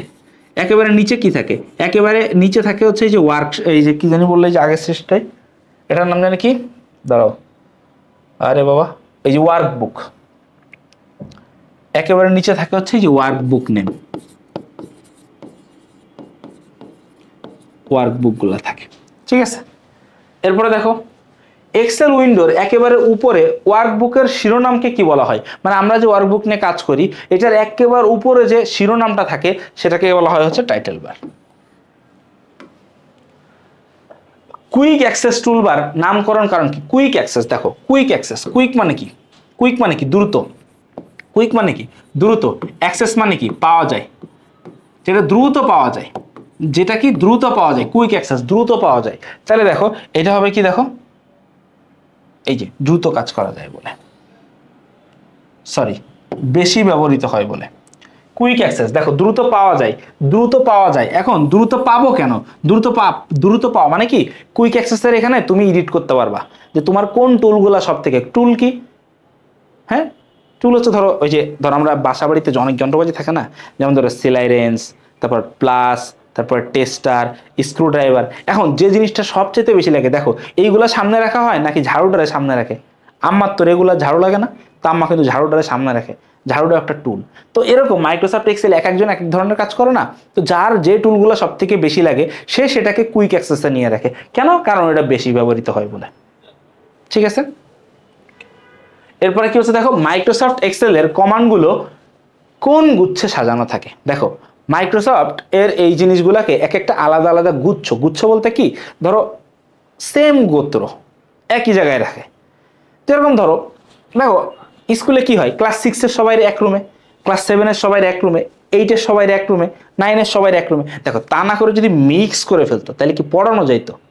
তো দেখো যে গ্রুপের যারা, তাদেরকে একসাথে একসাথে আলাদা আলাদা করে রাখছে। তো সেম এরকম ওরা যারা সেম টাইপের কাজ করে, যে ধরো শুধু ফন্টের কাজ করে, ফন্ট বলতে কি, লেখালেখি, লেখারে বড় করা, ছোট করা, লেখার মধ্যে লাইন গ্যাপ থাকবে নাকি থাকবে না, তারপর লেখাটা কোন স্টাইলে হবে, লেখার রং কি হবে, ওদেরকে এক গ্রুপে রাখছে।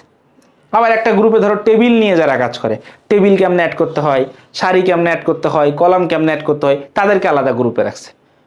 তো এই যে আলাদা আলাদা গ্রুপে রাখা না, এইটাকে বলা হয় হচ্ছে রিবন। আলাদা আলাদা গুচ্ছে রাখা হয়, এটাকে কি বলা হয়? রিবন বলা হয়, ঠিক আছে? পরে দেখো নতুন ওয়ার্কশিট খুলতে নিচের কোন কমান্ডটি ব্যবহার করা হয়? নতুন ওয়ার্কশিট খুলতে কন্ট্রোল এন ইউজ করা হয়, ঠিক আছে? কন্ট্রোল এন ইউজ করা হয়। আবার দেখো ওয়ার্কশিটের উপরের দিক থেকে কি বলছে? ওয়ার্কশিটের উপরের দিক থেকে নিচের দিকে চলে আসা ঘরগুলোকে কি বলে? দেখো এই যে বলছিলাম না, উপর থেকে নিচে হইলে কি হয় ভাই? উপর থেকে নিচে কলাম, আর বাম থেকে ডানে, দেখো উপর থেকে নিচে কি কলাম, আর সারি কি? যদি উপর থেকে নিচে না বলে যদি বলতো বাম ডান, যদি বলতো কি বাম ডান, বা ধরো যদি বলতো আড়াআড়ি, যদি কি বলতো আড়াআড়ি, তাহলে লাইনটা এমন হইতো না। এরপরে দেখো স্প্রেডশিটের কলামের, দেখো কলামের 10 নং রো এর ঠিকানা কি ভাই? এই যে কলাম হইলে 10 নম্বর রো 10, এটা তো আমরা বের করা শিখে আসছি। তাহলে এটা কি হবে উত্তর? E10। এই যে E10, মাঝখানে কিন্তু কোনো হাইপেন টাইপেন কিচ্ছু নেই, মাঝখানে কোনো হাইপেন চিহ্ন কিচ্ছু নেই, E10 সরাসরি। এক্সেলে যোগ করার পদ্ধতি কয়টি? দেখো দেখবা এই যোগ করার পদ্ধতি দুইটি। যোগ করার পদ্ধতি কয়টি? দুইটি। কি কি দেখো? আচ্ছা দুইটি তো এখানে আছে। যোগ করার পদ্ধতি কয়টি? দুইটি। কি কি দেখো? একটা হচ্ছে অটোমেটিক, একটা হচ্ছে কি অটোমেটিক। অটোমেটিক যেখানে হচ্ছে ওই যে কোন কোন ঘরের যোগ করবা, ঘরগুলো সিলেক্ট করলে ওইখানে একটা অপশন আছে, ঠিক আছে, ওইখানে একটা অপশন আছে অটো সাম, অপশন আছে কি এইভাবে নির্ণয় করা অটো সাম। সাম মানে কি সামেশন, সামেশন যোগফল থেকে আসছে সাম, অটো সাম দিলে কি হয় অটোমেটিক্যালি সবার রেজাল্টটা বলে দিবে যোগফল। আর আরেকটা কি, আরেকটা হচ্ছে ম্যানুয়ালি, সেটা হচ্ছে আমরা ধরে ধরে যোগ করব, সেটা হচ্ছে কি ম্যানুয়ালি, ম্যানুয়ালি যে ধরে ধরে যোগ করব। এই ম্যানুয়ালি লিখতে গেলে ম্যানুয়ালির নিয়মটা কি, ধরো আমি 3টা ঘরকে যোগ করব, কয়টা ঘরকে 3টা ঘরকে। ম্যানুয়ালির নিয়মটা কি, আগে ইকুয়াল চিহ্ন দিতে হবে। দেখো যোগ করো বিয়োগ করো গুণ করো ভাগ করো, সবার আগে কোন চিহ্ন দিতে হবে, ইকুয়াল চিহ্ন দিতে হবে। দেখো ইকুয়াল দেওয়ার পরে ধরো আমি C12, তারপরে আরেকটা ঘর ধরো E15, E15, আরেকটা ঘর ধরো হচ্ছে D10, এই 3টা ঘরকে আমি যোগ করব। তাহলে ইকুয়াল লিখে এই ঘরগুলোর মধ্যে শুধু একটু যোগ দিয়ে লাস্টে ইন্টার চাপ দিলেই এই 3টা ঘরের যোগফল দেখাবে। এটা হচ্ছে ম্যানুয়ালি। আর অটোমেটিক হইলে কি হইতো, এই 3টা ঘরগুলোকে মাউস দিয়ে সিলেক্ট করতাম, তারপরে ওই অটো সামে ক্লিক করতাম, ক্লিক করলে অটোমেটিক রেজাল্ট দেখাইতো। বুঝছো?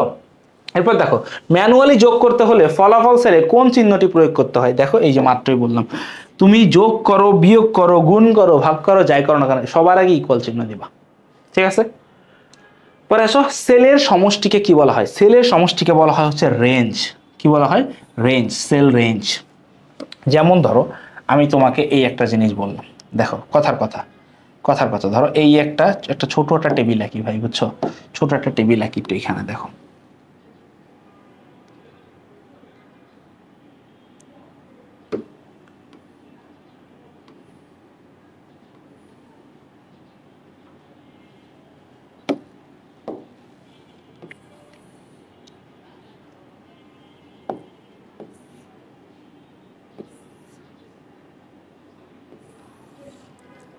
দেখো কথার কথা আমি ধরো তোমাদেরকে বলতেছি, দেখো ধরো এটা কি A B C D E, হ্যাঁ এটা হচ্ছে কি 1 2 3 4 5। দেখো কথার কথা, দেখো এই ঘরগুলোর নাম কি একটু বুঝছো।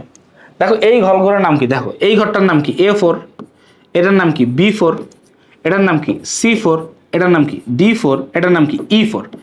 এখন দেখো যদি এমন হয় যে আমি এই একটা শাড়ির এই শাড়িতে যা আছে সবাইকে একসাথেই করব, সবাইকে কি করবো একসাথে যোগ করব, সবাইকে কি করবো একসাথে যোগ করব বা সবাইকে একসাথে সিলেক্ট করব, তাহলে লাইনটা কিভাবে লিখতে হয় জানো, এই যে এইভাবে। দেখো ধরো যে A4 আমি শুরু করব যেখান থেকে সেটা লিখতে হয়, A4 থেকে শুরু করব যাবো কোন পর্যন্ত E4 পর্যন্ত, মাঝখানে একটা দিতে হয় কোলন চিহ্ন দিয়ে লাস্টে লিখে দিতে হয় E4। এইটাকে বলা হয় হচ্ছে রেঞ্জ ধরা। দেখো এই যে A4 থেকে E4, দেখো সেলের সমষ্টি, এই সবগুলো সেলের সমষ্টি একবারে A4 থেকে E4, এটা হচ্ছে রেঞ্জ ধরা। আবার দেখো সেম ভাবে আমি ধরো যদি কলাম করতে চাই, ধরো এই কলামটা, ধরো এই যে এই কলামটার নাম কি, দেখো এটা কি D1, এটা কি D2, এটা কি D3, এটা কি D5, তাই না, এই না জিনিসটা। এখন ধরো এইখানে আমি কি এই কলামটাকে যোগ করতে চাই, তাহলে কি লিখবো, আমি লিখবো D1, তারপরে কি দিব, তারপরে এখানে একটা রেঞ্জ চিহ্ন দিব, তারপরে কি লিখবো D5, শেষ। এটাকে বলা হয় সেল রেঞ্জ, বুঝছো। আসো নিচের কোনটি দ্বারা সেল রেঞ্জ বুঝাই, এই যে দেখো সেল রেঞ্জ কোনটা দ্বারা বুঝাবে, এই যে A1 থেকে D1, শেষ। তারপর আসো ওয়ার্কশিটে A1 B2 C3 এবং D3 সেলগুলি ডেটা যোগ করার সূত্র কোনটি। দেখো সাম দিয়ে যোগ করা যায়, কিন্তু এখানে A1 থেকে D3 লিখলে হবে না, কারণ দেখো তুমি একটা জিনিস বুঝো, দেখো এই হচ্ছে ধরো কথার কথা A1, এটা যদি A1 হয় তাহলে B2 হবে এরকম জায়গায়, C3 হবে এরকম জায়গায়, D3 হবে এই যেরকম জায়গায়। দেখো দেখো এরকম একটা জায়গায় হবে, তাই না, এরকম একটা জায়গা হবে। কেন বলতেছি, দেখো সুন্দর হবে না, আমি একটু অসুন্দর করে আঁকতেছি, কথার কথা দেখো আমি কি করতেছি, একটু অসুন্দর করে এটাকে আঁকতেছি, একটু অসুন্দর করে আঁকি। দেখো এই তো ঘরগুলা, তাই না, ধরো কথার কথা এই দেখো এই প্রথমে এইগুলো আমি নাম দিলাম এটা A B C D, এখানে আমি কি নাম দিলাম 1 2 3 4। তাহলে দেখো এই হচ্ছে A1 ঘর, এই হচ্ছে B2 ঘর, এই হচ্ছে C3 ঘর, এই হচ্ছে D3 ঘর। দেখো ওরা কি একই সারিতে আছে বা একই কলামে আছে। দেখো সেল রেঞ্জ এই একটা জিনিস একটু এখানে শিখে রাখো, বা এটা হচ্ছে আগের স্লাইডে আমি দেখায় আসি, এই যেখানে আলাপ করছিলাম রেঞ্জ নিয়ে, কোথায় জানি রেঞ্জ নিয়ে আলাপ করলাম, এই যে এইখানে দেখো, এইখানেই দেখো আরোপ করি, দেখো রেঞ্জ, দেখো এরা কি, দেখো এরা সবাই কি আছে, দেখো একটু খেয়াল করো, এরা সবাই কি আছে, দেখো এই যে যেটা বুঝছি এটা কি একই সারিতে আছে, বা দেখো এই যে কলাম, কলামটা কি একই কলাম, তাইলে দেখো এখানে একটা জিনিস একটু মাথায় রাখো, রেঞ্জ নিয়ে যখনই আমরা কাজ করব তখনই কি হইতে হবে, একই সারি হইতে হবে। রেঞ্জ নিয়ে যখন কাজ করব কি হইতে হবে, একই সারি হইতে হবে, অথবা কি হইতে হবে, একই কলাম হইতে হবে, একই কলাম হইতে হবে, একই সারি বা একই কলাম হইতে হবে, তা না হইলে হবে না। ঠিক আছে, তাহলে দেখো, তাহলে ওই সূত্রে কিন্তু আমার এটা বাদ যাইতেছে, কারণ একই সালাম একই কলামে না। তাইলে আমাকে কি করতে হবে, এই যে ম্যানুয়ালি করতে হবে, এই যে ইকুয়াল চিহ্ন দিয়ে A1 B2 C3 D3। ঠিক আছে, কোনো রেঞ্জ টেন্স কিচ্ছু নেওয়া যাবে না, ম্যানুয়ালি আমাকে এইভাবে যোগটা করতে হবে। ক্লিয়ার? আসো পরে। বিয়োগ করার জন্য ফর্মুলা বারের প্রথমেই কোনটি টাইপ করতে হয়? দেখো আমি বলছি যোগ করো, বিয়োগ করো, গুণ করো, ভাগ করো, প্রথমেই তোমাকে কি লিখতে হবে, ইকুয়াল চিহ্ন লিখতে হবে। তারপর কি বলতে, দেখো নতুন ওয়ার্কশিট খোলার পদ্ধতি হলো, দেখো কন্ট্রোল ভি তো নাই, কন্ট্রোল ভি তো নাই, কন্ট্রোল ভি হচ্ছে কোনো কিছুকে পেস্ট করার জন্য ব্যবহার করা হয়। পেস্ট বলতে কি, এই যে দেখো পেস্ট, পেস্ট জিনিসটা কি, দেখো পেস্ট জিনিসটা কি, তো আমি মুরব্বি দেখো পেস্ট করার জিনিসটা কি আমি তোমাদেরকে দেখাই। ধরো আমি এই যে এইটাকে ধরলাম, এই যে কপি করলাম, এই যে হচ্ছে পেস্ট। হ্যাঁ, যে ওরে ওই জায়গার থেকে ধরে এনে আমি যে এই জায়গায় বসাইলাম, এটা হচ্ছে পেস্ট করা। এই কন্ট্রোল ভি হচ্ছে ওই কাজ করে। ঠিক আছে, তাহলে ও তো এই কাজ না। নতুন ওয়ার্কশিট খোলার পদ্ধতি কি কি কাজ করে, এই যে অফিস বাটন প্লাস নিউ, আরটা হচ্ছে কন্ট্রোল এন্ড। দেখো অফিস বাটনটা কি হয়, অফিস বাটনটা হচ্ছে মাইক্রোসফট এক্সেলে সবার উপরে থাকে অফিস বাটন। সবার উপরে কি থাকে, সবার উপরে বাম সাইডে থাকে হচ্ছে অফিস বাটন। অফিস বাটন, এই অফিস বাটনের ভিতরে কি কি থাকে জানো, অফিস বাটনের ভিতরে থাকে ধরো নিউ, আরেকটা অপশন থাকে, আরেকটা অপশন থাকে ধরো ওপেন, আরেকটা অপশন ধরো থাকে সেভ, আরেকটা অপশন থাকে ধরো সেভ অ্যাজ, আরেকটা অপশন থাকে কি সেভ অ্যাজ, এরকম আরো কিছু অপশন থাকে। এগুলো সবই হচ্ছে এই অফিস বাটন। তাহলে এখানে উত্তর কি হবে, দেখো 2 ও 3। ঠিক আছে, আসো তারপরে কি বলতেছে, দেখো এইখানে পি চিহ্নিত সেলটির অ্যাড্রেস করতে। দেখো এই হচ্ছে পি, পিটা কি হবে, দেখো এখানে হবে হচ্ছে এই হচ্ছে ডি, আর এখান থেকে হবে কি এই হচ্ছে 3, এই হচ্ছে 3। তাহলে ঘরটার ভ্যালু কি হবে, D3 না? দেখো এই কলাম বরাবর, তাহলে এই ঘরটার ভ্যালু কি হবে, হচ্ছে ডি, আর এই সারি বরাবর, তাহলে এটা কি হবে 3। তাহলে সঠিক উত্তর কোনটা হবে, এই যে D3। বুঝছো না কি বুঝো নাই? তারপরে কি বলছে, দেখো ইংলিশ বিষয়ের নম্বর 3টি যোগ করার পদ্ধতি কি, দেখো পদ্ধতি কয়টি, দেখো এই নম্বরগুলোকে যোগ করতে হবে। কারণ যোগ করার পদ্ধতি কয়টা, আমরা তো শিখছি দুইটা, একটা হচ্ছে অটোমেটিক আর একটা হচ্ছে ম্যানুয়াল। ঠিক আছে, আরটা হচ্ছে দেখো D3 দিয়ে কি বুঝাই, D3 দিয়ে ডি কলাম বুঝাই, D3 কলাম বুঝায় না, D3 তো একটা সেল, এটা বুঝায় না। আর 3 দ্বারা কি বোঝায়, একটা সারি বোঝায়। আচ্ছা, তো যেটা বলতেছিলাম, দেখো আমাদেরকে জিজ্ঞেস করছে কি D3 কি, আমরা জানি কি, দেখো D3, ডিটা হচ্ছে কি, ডিটা হচ্ছে কলাম, ডিটা হচ্ছে কি কলাম, কলাম। 3টা কি, 3টা হচ্ছে একটা রো নাম্বার, 3টা হচ্ছে কি রো নাম্বার, ডিটা হচ্ছে আমাদের কলাম নাম্বার, যে ABCD, আর রো নাম্বার হচ্ছে 1 2 3, যে 3 নাম্বার সারি। আর দেখো D3 একসাথে হচ্ছে সেল নাম্বার, D3 হচ্ছে একসাথে হচ্ছে সেল নাম্বার। তাহলে দেখো ডি দ্বারা কলাম বোঝাই, D3 সেল বোঝাই, 3 দ্বারা সারি বোঝাই। সঠিক উত্তর কি হবে, সঠিক উত্তর হবে হচ্ছে 1 ও 3। সঠিক উত্তর হবে এই 1 ও 3। এরপরে দেখো এখানে এই যে আবার কিছু সংক্ষিপ্ত প্রশ্ন আছে, সংক্ষিপ্ত প্রশ্নগুলোকে আমি স্কিপ করতেছি। ঠিক আছে, কারণ এটা তো তোমরা নিজেরা একটু পড়ে নিবা, বুঝতে পারতেছো তো? ঠিক আছে, আমি সুন্দর করে গুছাই দিছি কয়েকটা। ঠিক আছে, তারপর তোমরা যখন মূল বই পড়বা তোমাদের কাছে এগুলো কোনোটাই অজানা হয়ে যাবে না। আর MCQ এর মাধ্যমে না এগুলো সবই আমরা পড়ে ফেলছি। ঠিক আছে, তাহলে দেখো আসো এই শর্ট কোশ্চেনগুলো, এগুলো তোমরা কিন্তু পিডিএফটা থেকে একটু নামাই নিয়ে পড়ো। হ্যাঁ, পিডিএফটা থেকে একটু নামাই নিয়ে পড়ো। এরপরে দেখো শিক্ষা ও দৈনন্দিন জীবনে ইন্টারনেটের ব্যবহার, যে রেগুলার লাইফে ইন্টারনেট আমাদের কি কি কাজে লাগে, হ্যাঁ কোথায় কোথায় করতে হয়, সেটা হচ্ছে দেখো ইন্টারনেটের ব্যবহার। দেখো প্রথম একটা কথা, ব্যক্তির অবস্থান জানার জন্য গাড়িতে কোনটি লাগানো থাকে? ঠিক আছে, এটা হচ্ছে কি লাগানো থাকে, দেখো জিপিএস। কি লাগানো থাকে, জিপিএস। ফুল মিনিং কি, এটার ফুল মিনিং কি, দেখো গ্লোবাল। ফুল মিনিং কি, গ্লোবাল পজিশনিং, গ্লোবাল। পিতে কি, পিতে হচ্ছে পজিশনিং, পিতে কি পজিশনিং, এসতে কি সিস্টেম, এসতে কি সিস্টেম। তাহলে জিনিসটা কি, গ্লোবাল পজিশনিং সিস্টেম, এই হচ্ছে জিপিএস। ঠিক আছে, তারপর আসো জিপিএস কে কোনটি সংকেত পাঠায়? জিপিএস কে দেখো এই যে চাঁদ, মঙ্গল গ্রহ, বুধ গ্রহ, ওরা তো আর জিপিএসটা সংকেত পাঠাবে না। এটা হবে কি, অবশ্যই আর্টিফিশিয়াল কিছু একটা বানানো আমাদের, তাই না? সেটা হচ্ছে কি কৃত্রিম। এই যে দেখো আমরা বানাইলে সেটাকে কি বলা হয়, কৃত্রিম। এই যে এটা কি কৃত্রিম উপগ্রহ যেটা হবে, মানে স্যাটেলাইট, কৃত্রিম উপগ্রহ। ধরো এটা হচ্ছে কি স্যাটেলাইট, স্যাটেলাইট এটা ব্যবহার করা হয়।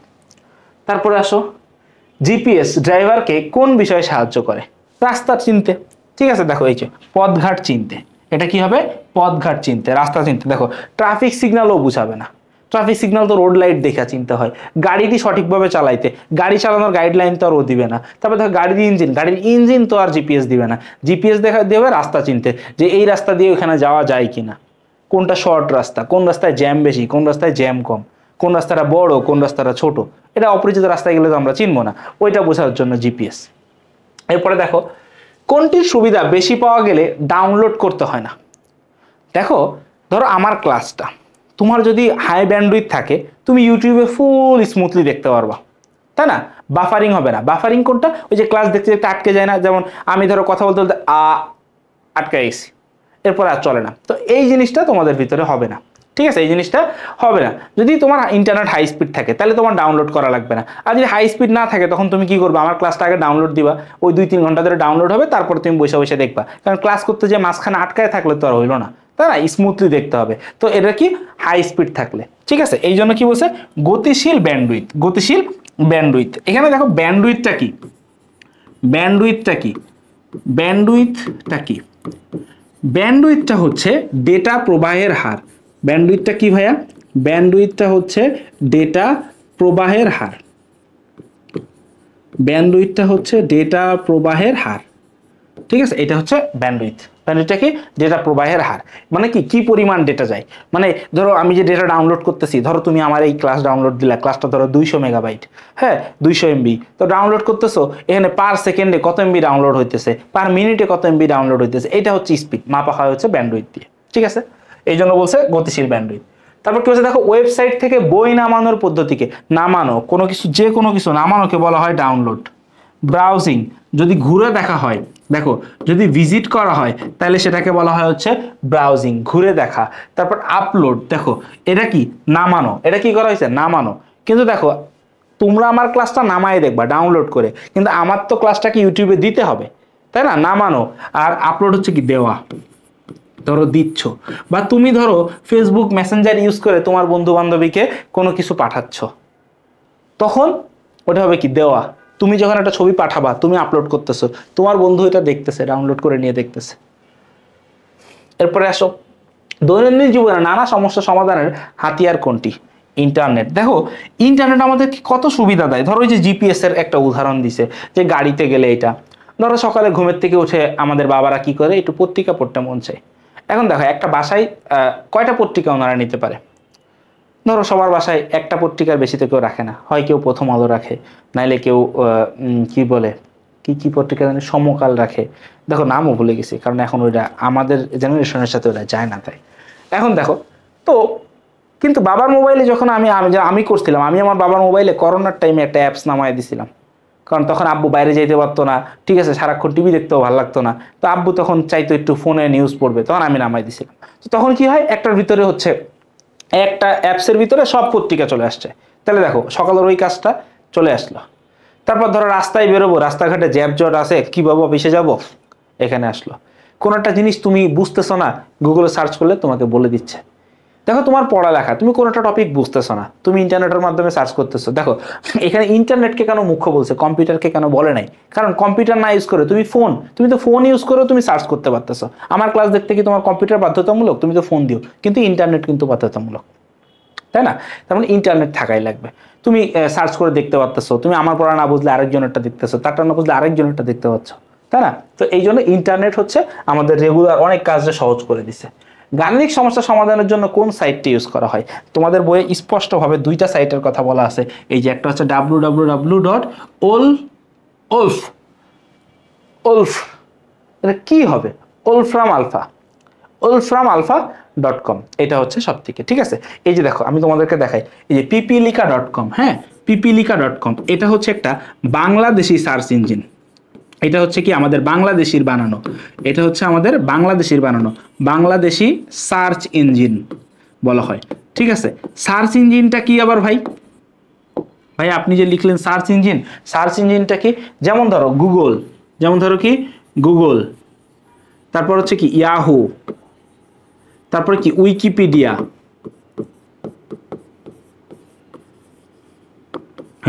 এইগুলো হচ্ছে সার্চ ইঞ্জিন। মানে কি যেখানে যে আমরা কোনো কিছু সার্চ করি ওইটাই হচ্ছে সার্চ ইঞ্জিন। ঠিক আছে, তো দেখো এই যে পিপিলিকাটা একটু জানে রাখো। আবার দেখো খান একাডেমি, খান একাডেমি কি অল, আমি এখানে সংক্ষেপে লিখে রাখতেছি, দেখো অল এডুকেশনাল কন্টেন্ট, মানে কোনো একজন শিক্ষার্থী যা জিজ্ঞাসা করবে ও সব অ্যান্সার দিবে। কোনো একজন শিক্ষার্থী যা জিজ্ঞাসা করবে ও সব অ্যান্সার দিবে, অল এডুকেশনাল কন্টেন্ট। ঠিক আছে, এটা হচ্ছে খান একাডেমি। তারপরে দেখো শিক্ষার্থীরা প্রায় সকল বিষয়ে প্রয়োজনীয় তথ্য পেতে পারে কোন ওয়েবসাইটটিতে, এই যে মাত্রই যেটা বলতেছিলাম খান একাডেমি, তোমাদের বই স্পষ্ট লেখা আছে, এটা দেখবা।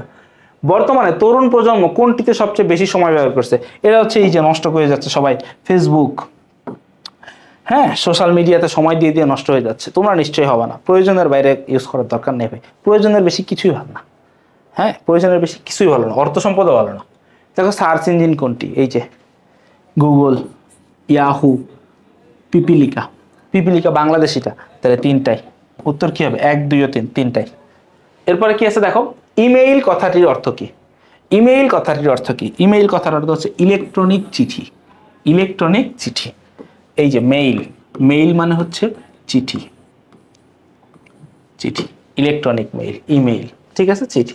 এবার দেখো ইমেইল পাঠানোর মাধ্যম কোনটি? ইমেইল পাঠানোর মাধ্যম কোনটি? ইন্টারনেট ছাড়া পাঠাতে পারবা? পারবা না, এটা হচ্ছে ইন্টারনেট।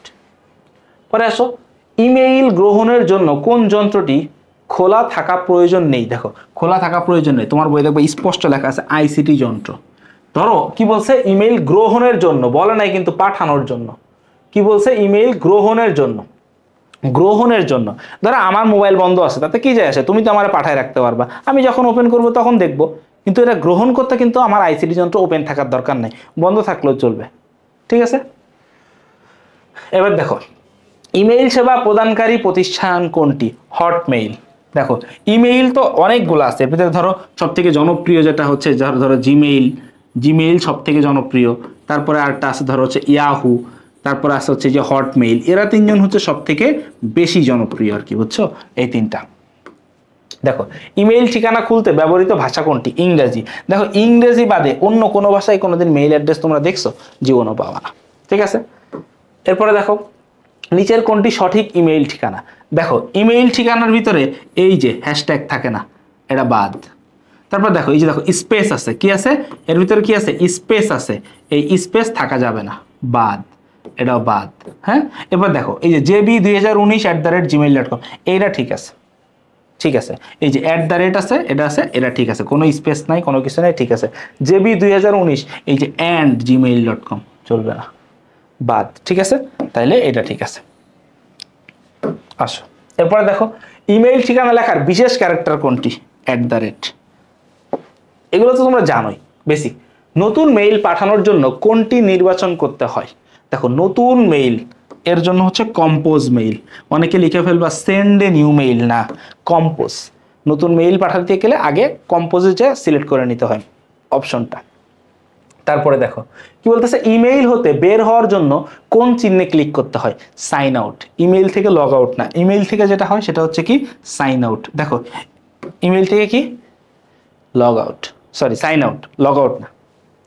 এবার আসো ইমেইল পাঠাইতে কি দরকার? ইন্টারনেট সংযোগ দরকার, ইমেইল ঠিকানা দরকার, আইসিটি যন্ত্র দরকার, তাই না? সবই দরকার, কোনোটা ছাড়াই ইমেইল পাঠানো যাবে না। বিশ্বব্যাপী জনপ্রিয় ইমেইল সাইটগুলো হলো Yahoo mail service, Gmail service, Hotmail service, তিনটাই, এই তিনটা। ঠিক আছে, তারপরে কি বলতেছে দেখো ইমেইল পাঠাইতে অবশ্যই কি প্রয়োজন হবে? ইমেইল পাঠাইতে ইন্টারনেট সংযোগ, ইমেইল ঠিকানা, আইসিটি যন্ত্র। নাইস, সব প্রয়োজন। ইমেইলে অ্যাটাচমেন্ট করা যায়। দেখো অ্যাটাচমেন্ট কি? অ্যাটাচমেন্টটা হচ্ছে ইমেইলে যখন তুমি কোনো ফাইল পাঠাইতে চাও, ফাইল কি হইতে পারে?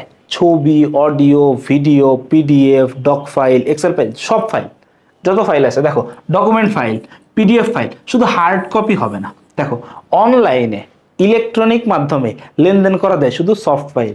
ইলেকট্রনিক ডিভাইসের মাধ্যমে যেগুলোকে লেনদেন করা যায় এগুলো সবই হচ্ছে কি সফট কপি, সবই হচ্ছে কি সফট কপি।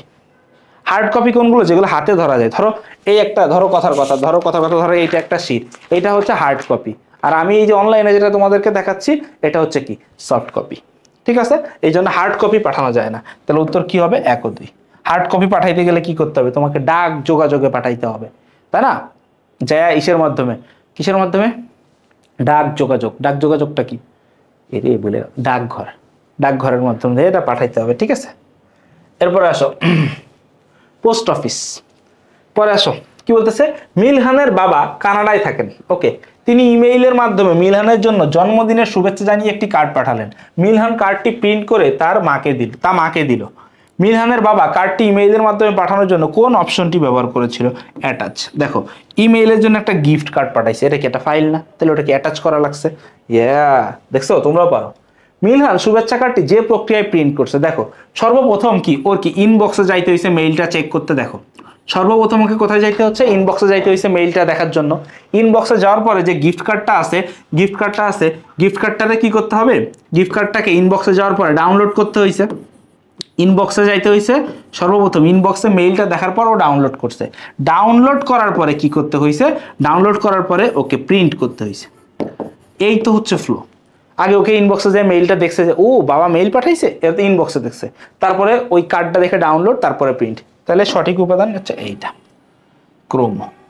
ঠিক আছে, পরে আসো কি বলছে দেখো, ইন্টারনেট ব্যান্ডউইথ বলতে কি বোঝায়? এই শর্ট কোশ্চেনগুলোও তোমরা নিজের একটু পড়ে নিবা। ঠিক আছে, শর্ট কোশ্চেনগুলো আমি দেওয়া আছে ভাই। ঠিক আছে, কারণ শর্ট কোশ্চেনগুলো এগুলো আসলে যে ওরকম বুঝানো না, তুমি বই পড়লেই বুঝে যাবা। আর সব টপিক আমি চেষ্টা করছি এর ভিতরে কভার করা। তো দেখো ক্লাস 8-এ তোমাদের একটা পর্যায় শেষ। তোমরা যখন ক্লাস 9-এ উঠবা, এরপর যখন ক্লাস 9-এ আসবা, দেখো ক্লাস 9-এ আমরা তোমাদের জন্য একটা কোর্স চালাই, যার নাম হচ্ছে বেবি। দেখো বেবি নামটা কিউট না? এর ফুল মিনিং কি জানো? Bangla English BGS ICT. এই সেমভাবে আরেকটাও আছে, যেমন ধরো পিসিবি। এটা ফাহাদ স্যার একা পড়ান পুরাটা। নাম কি? Physics, chemistry, biology. এরপরে আছে কি? Math course.